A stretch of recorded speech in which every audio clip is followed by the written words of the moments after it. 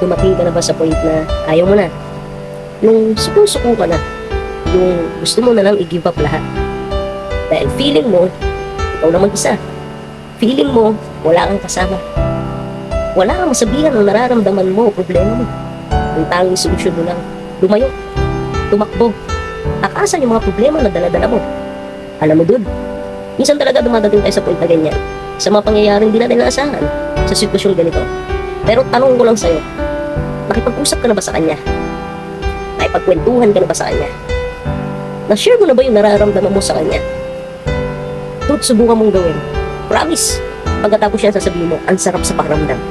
Sasabihin mo, Lord, thank you, gumaan yung pakiramdam ko. Sasabihin mo, magpapatuloy ako at ang laban para sa pangarap ko.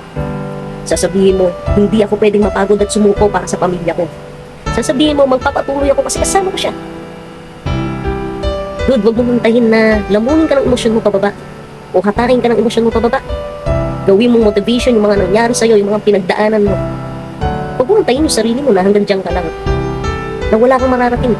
Na hindi mo kaya yung mga nagagawa ng iba. Humangon ka, dude.